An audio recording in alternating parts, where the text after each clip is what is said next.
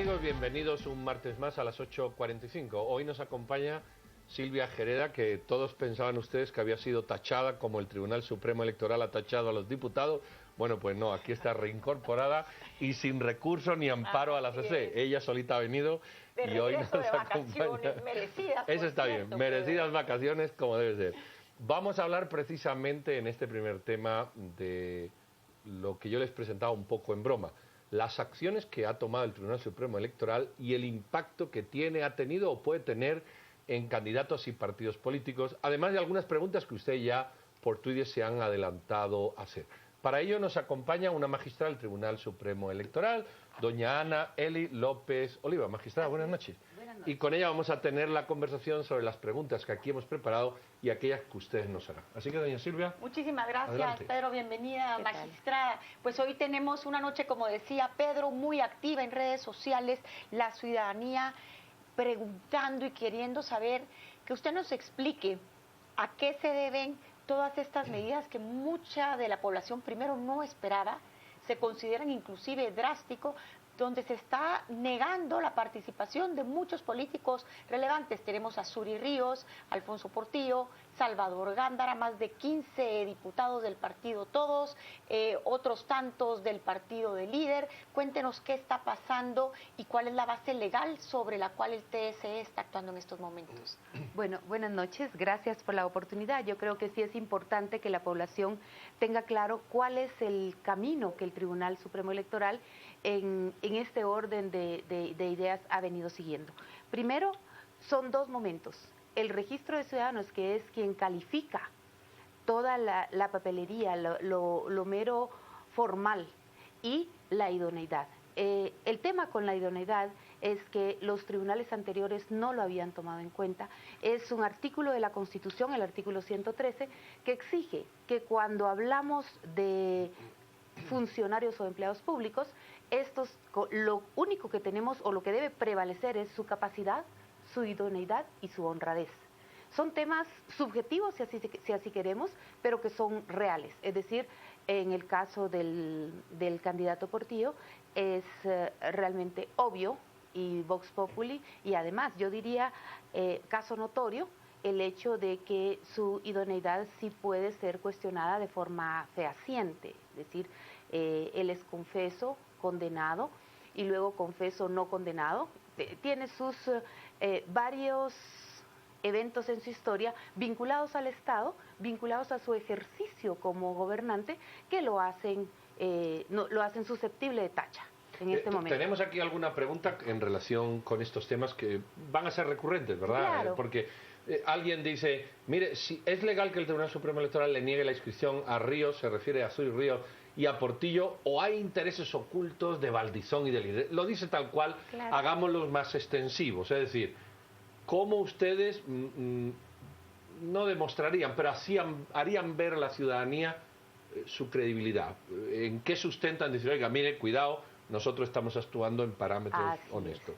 Yo escuchaba precisamente, comentábamos esto fuera de cámaras, yo escuchaba al señor Portillo diciendo esto, que era el partido de Valdizón quien estaba tras esto. Nada más lejos de la realidad.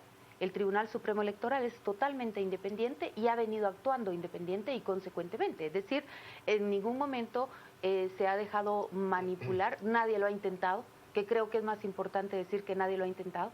Nadie ha llegado al tribunal a ofrecer o a proponer o a exigir de ninguna manera, y el tribunal ha actuado apegado a la Constitución y apegado a la ley. Nada más.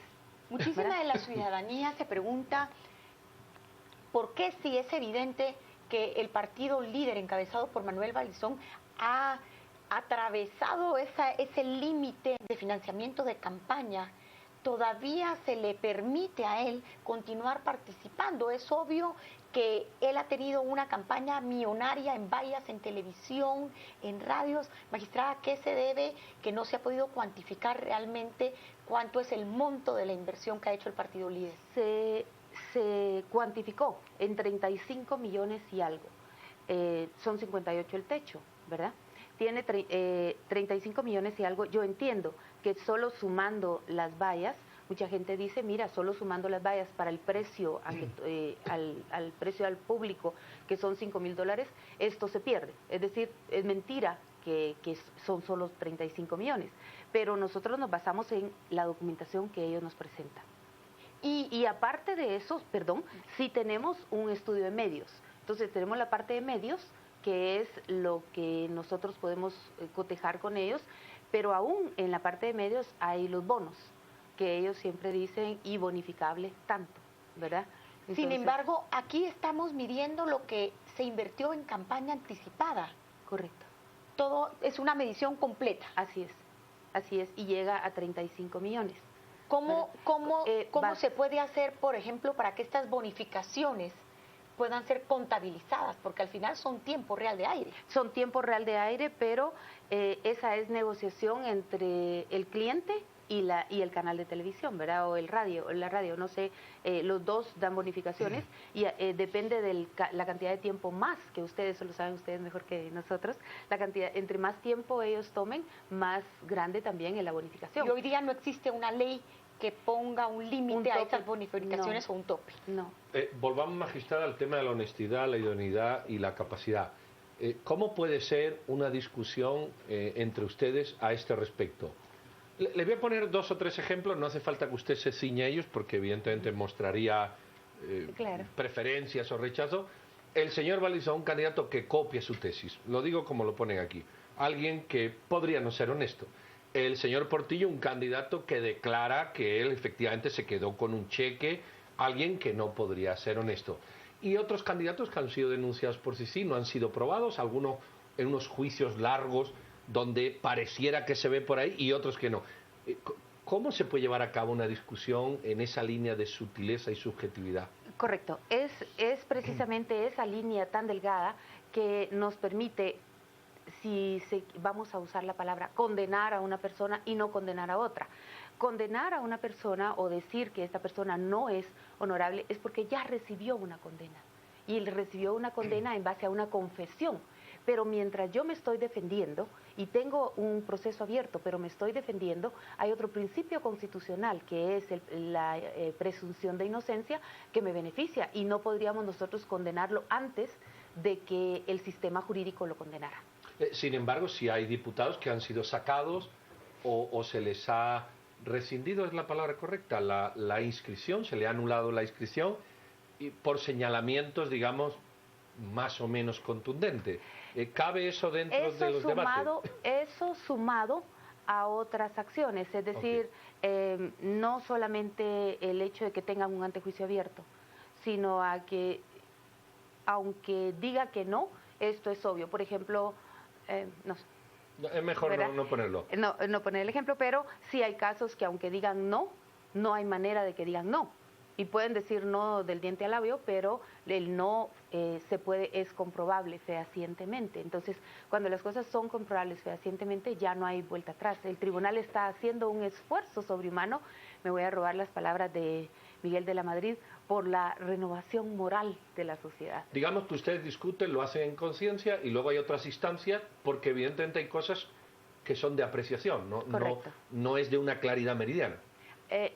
Algunos casos sí, porque ya hubo una confesión personal de decir yo sí hice tal cosa, ¿verdad? Entonces ahí no hay, y además en un caso siguió la condena, en el otro pues se evadió la justicia, pero en los dos casos confesó haberlo hecho.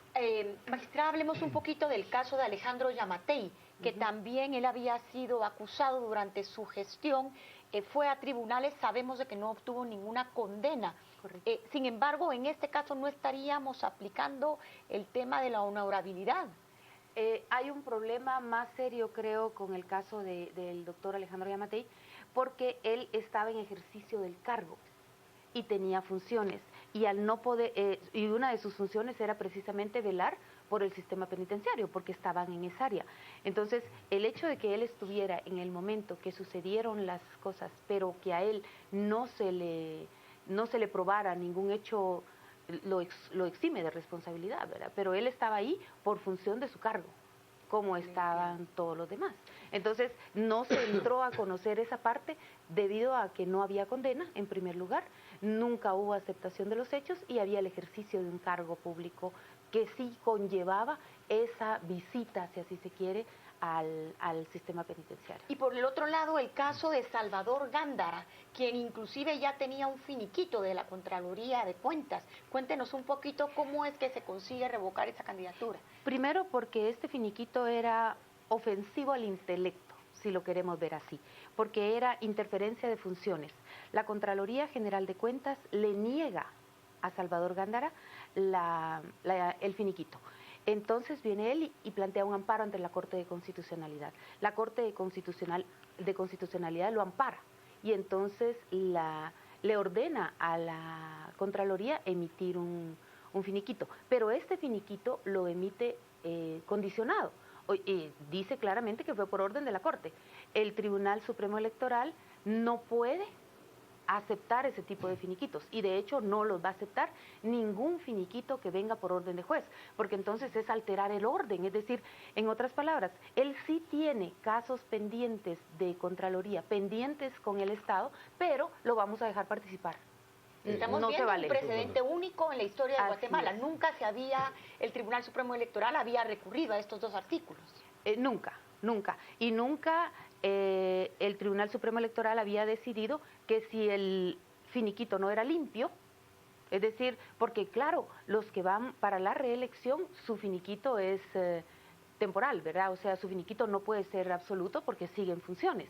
Pero el hecho que sea temporal no quiere decir que no sea válido, porque lo que no es válido es que sea por orden de juez, que tuvo que darlo el señor Contralor. Aquí hay una pregunta por pasiva que yo le voy a intentar dar la vuelta. Dice, entonces el Tribunal Supremo Electoral es garante de la honorabilidad de los ya inscritos.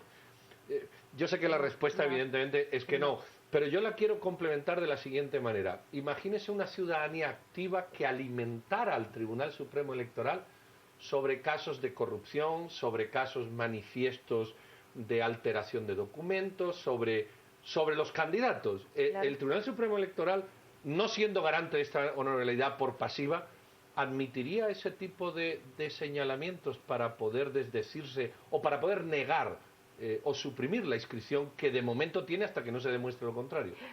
Pues quiero decirle que, si bien es cierto, no aceptaríamos un chisme ni un recorte de prensa, no, pero hemos tenido una muy buena relación y una muy buena comunicación con la sociedad civil. Y la sociedad civil organizada en todos sus sectores han llegado a platicar con nosotros y a pedirnos encarecidamente que apliquemos el 113, en el sentido de, por favor, si estamos en esta coyuntura, en este momento histórico, es el momento de no dar marcha atrás. Presentemos caras nuevas, no podemos hacer lo mismo con los mismos actores y pretender cambios. ¿Verdad? Aquí una de las personas que nos sintonizan preguntan, ¿y qué pasa con Sandra Torres? De quien la CC afirma que cometió fraude de ley. En el caso de ella, ¿por qué no se le aplicó también este tema de la honorabilidad? Ella cometió fraude de ley para ser candidata la vez pasada. Y ahí se le castigó no permitiéndole ser candidata. El castigo ya está. Es decir, a ella se le castigó. Ella ya, la consecuencia jurídica de su acto era su fraude de ley no va a fructificar y usted no es candidata. Y no fue candidata la vez pasada. Entonces ahora es otra, ahora no tiene prohibición. ¿Sí? Hay mucha gente que, bueno, señala el mismo tema, entonces lo vamos a empaquetar. Hay gente que dice, mire, el Partido Líder utilizó muchas fundaciones para generar publicidad escondida, derivada. Incluso el Partido Líder devolvió 7 millones de quetzales de, bueno, usted sabe, ¿verdad? De aquellas donaciones de algunas empresas que además sumaban juntas más de lo permitido y tal. Al respecto, para estos televidentes que nos hacen la pregunta. Un tema que es bien importante en este caso. Ellos reconocieron que posiblemente estas entidades estaban relacionadas y que mejor devolvían el dinero porque se pasaban del techo y podía presumirse eventualmente que había sido una sola persona quien había donado más del 10%, que era prohibido, ¿verdad? Entonces optaron por devolverlo. Esa es una, pero había algo antes. de la devolución del dinero, perdón. Sí, las fundaciones Sí. A través de las cuales pues se había hecho publicidad, donaciones. etc. Para mí es importante, e insisto, si el Honorable Congreso de la República aprobara las leyes, se castiga a las fundaciones, siendo que vemos que echa la ley, echa la trampa, ¿verdad? Ellos, en este momento no teníamos cómo castigar a las fundaciones porque las únicas personas ante el Tribunal Supremo Electoral o las únicas personas sobre las que tenemos autoridad son los partidos políticos, los comités cívicos y las asociaciones con fines políticos. Pero estas fundaciones no eran con fines políticos, decían que no y lo hacían, ¿verdad? O sea, en sus estatutos no aparecía. En las reformas va un artículo específicamente para las fundaciones donde el tribunal puede ordenar la cancelación de estas fundaciones por involucrarse en temas políticos. Magistrada, hay otro tema que queda en el aire y que lo siguen cuestionando los televidentes. ¿Cómo es posible? Usted mencionaba el caso de Sandra Torres, que ya purgó en una ocasión pasada. Hablamos ahorita del caso del líder, donde se le permitió que sacara a su financista. La moral y la honorabilidad tienen que ser intachables. Correcto. Ayer, hoy y mañana. ¿Cómo es posible que una ley aplique para hace 4 años, pero ahorita, a pesar de que falló la CC en contra de Sandra Torres, ahora resulta que sí es honorable? Explíquenos un poquito ese juego tal vez de palabras o cómo la ley se puede interpretar de diferentes maneras. Claro, no, la ley se está interpretando tal y como es. La ley del organismo judicial dice: comete fraude de ley quien utiliza una ley diferente para lograr efectos contra una ley que le impide hacer algo. Entonces, el tema con ella fue que si era esposa de Colón, no podía ser candidata porque la esposa tenía impedimento, por ser pariente, aunque no forme grado. Bueno, entonces ella decide divorciarse y se le castiga, o se le dice: no señora, no puede divorciarse, bueno, sí puede divorciarse, pero no puede ser candidata, porque usted lo hizo en fraude de ley. Y entonces el castigo, el efecto que ella pretendía lograr era ser candidata. El castigo se logra... Sin embargo, eso lo hace una persona no honorable. Correcto, lo hace una persona con poca solvencia moral, vamos a decirlo así. Pero el castigo lo recibió en su momento. Ahora no le podemos decir que ella no puede ser candidata, que es el objetivo. Podríamos regresar en el pasado de todas las personas. El problema es que vamos a no permitir que nadie participe porque todos tienen algo en su haber. El tema aquí fue que se le castigó con la no participación. En otras palabras, a la población se le benefició con que una persona que había utilizado fraude de ley no pudiera, como consecuencia de ese acto, llegar a la presidencia de la República. Pero algunas personas dicen, bueno, lo de Portillo fue igual, ya pagó y ahora no. Esa línea fina yo sé que a veces es difícil explicarla, pero Sí. ¿qué le decimos a los seguidores portillistas que dicen, oiga, aplique el mismo criterio, ya cumplí en Estados Unidos, inscríbame? Es diferente, yo creo que el caso es diferente, porque en este caso ella estaba jugando con su yo.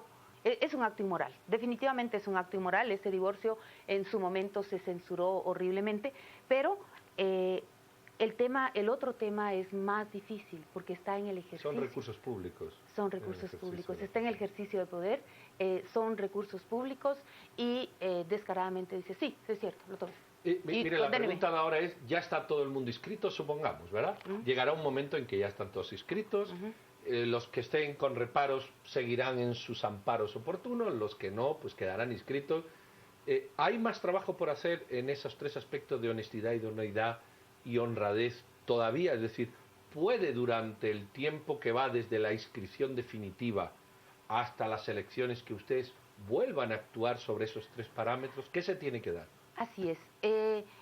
Tengo entendido que se está haciendo el análisis de los diputados que post inscripción resultaron con antejuicio, ¿sí? Y depende también del informe de CICIS que pueda resultar que tengamos que ocuparnos del 113 nuevamente, ¿verdad? Acudir al 113. El tribunal, así como tiene la facultad de inscribir, tiene la facultad de revocar la inscripción por razones altamente dañinas para la sociedad. O sea, magistrada, que pudiéramos estar acudiendo, por decirlo así, en los próximos meses que nos quedan, a seguir viendo una depuración de candidatos por parte del TSE.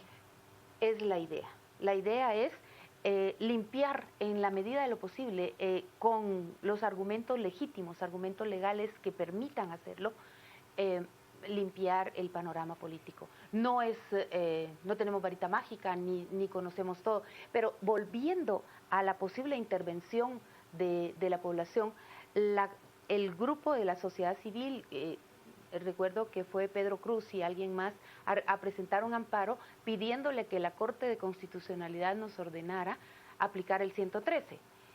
No se ha hecho, pero sin embargo nosotros les entendimos a ellos el mensaje y lo estamos tomando porque es una petición urgente de parte de la ciudadanía. ¿Hasta qué punto ustedes la pueden dar, y a lo mejor algún medio hacerse eco, una lista de todos estos deshonestos, no honorables o que no reúnen las condiciones para ser inscritos, a efecto de que la ciudadanía en los centros de votación conozca el partido, las personas, los hijos? Todos están recurriendo a hijos, a sobrinos, porque están saliendo por la tangente. ¿Existe esa posibilidad informativa? La posibilidad de que ustedes conozcan todos los candidatos sí es posible, está en la página. Es decir, cada partido con sus planillas enteras está en la página, tanto planilla de diputados como consejos municipales, completita. Familias completas participando, que ese es otro problema, ¿verdad? Que también lo tenemos previsto en las reformas a la ley electoral.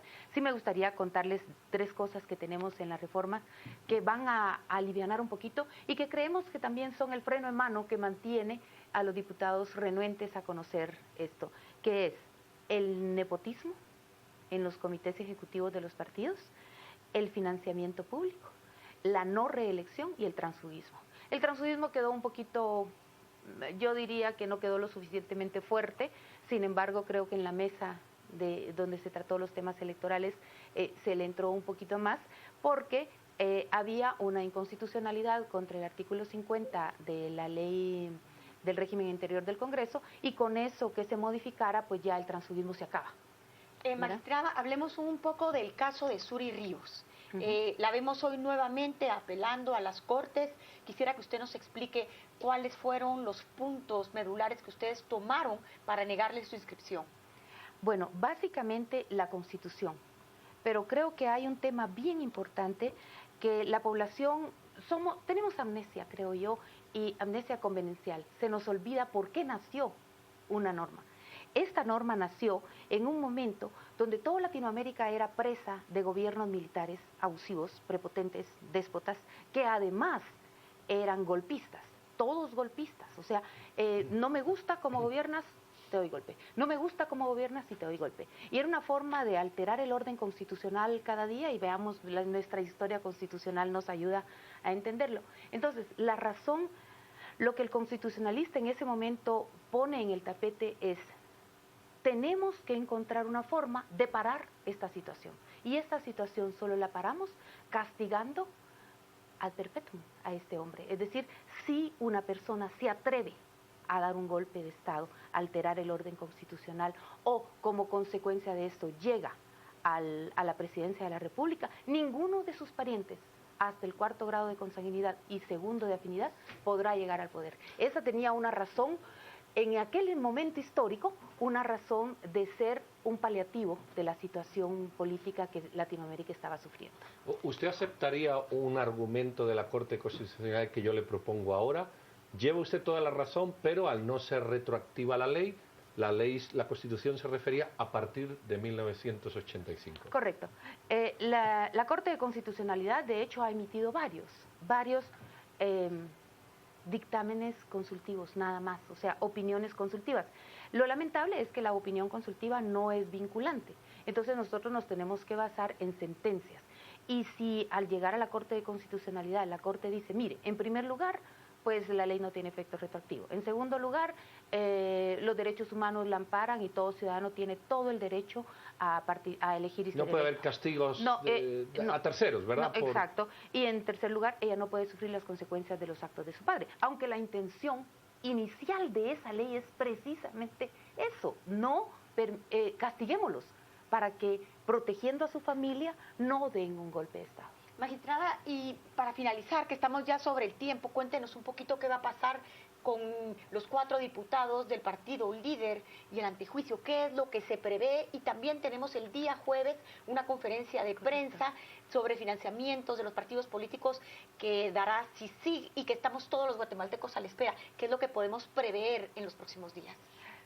Primero, posiblemente descubrir quiénes son los financistas y por qué estamos como estamos, ¿verdad? Que esa es una de las partes. Pero la otra parte que yo la veo bastante importante es el hecho de que nosotros, el Tribunal Supremo Electoral, sigue teniendo sobre la mesa estos diputados con antejuicios para determinar qué se va a hacer. Recordemos que son casos insólitos, casos que no se habían visto en la realidad y no hay manera legal de entrarles más que el 113, ¿verdad? Entonces el 113 se va a volver el cajón el cajón de todos nuestros males, ¿verdad? Pero no se quiere que sea simple y sencillamente tiene antejuicio y lo vamos a condenar. No es así. Hay derecho de defensa, hay presunción de inocencia. Entonces, respetando eso, tenemos que esperar que el Congreso además conozca y declare que el Congreso está haciendo de verdad un freno de mano. Porque no conoce el antejuicio del presidente, no conoce los otros antejuicios, el de Medrano y otros que tiene. Y hoy desconoció la reforma. Y hoy no quiso entrar a conocer la ley, ¿verdad? Muy bien, magistrada López Olía, muchísimas gracias. Han visto ustedes explicaciones claras y concisas. Estén ustedes de acuerdo o no, ese es otro tema. Y el reto que ha lanzado la magistrada, si tienen pruebas, como ciudadanos activos, apórtenla para que el Tribunal Supremo pueda hacer su trabajo. Exigir responsabilidad sin ser copartícipe de ella es muy sencillo, así que ahí está el reto. Nos vamos con nuestro compañero Juan Carlos para que nos diga lo más, o nos señale lo más característico, lo más significativo de los tuits. Gracias, doctor. Vámonos a las redes. Vemos qué es lo que nos dicen.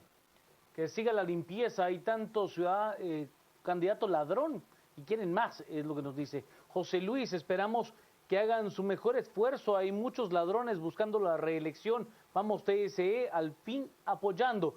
Nos dicen también falta de idoneidad, falta de honorabilidad, falta de honradez, nos plantea Toquemón. Cristian nos dice, el video de diputados de líder que mostró CICIG será prueba fehaciente, es la pregunta que nos hace Cristian Michi. Entonces, dentro de 4 años podría participar Portillo, Gándara, Julio Maldonado, etcétera. ¿Ya serían honorables? Es la pregunta. También nos dice, ella estaba haciendo algo peor que un divorcio. Ella quería mantenerse en el poder, refiriéndose a Sandra Julieta Torres Casanova. Y con un periodo de elecciones que no participan los no honorables, quedan limpios en 4 años, es lo que nos dice Otto. Son parte de los mensajes que tenemos esta noche a través de las redes sociales. Por supuesto que tendremos una segunda entrevista en este espacio. Desde que nosotros en Noticieros de Canal Antiguo.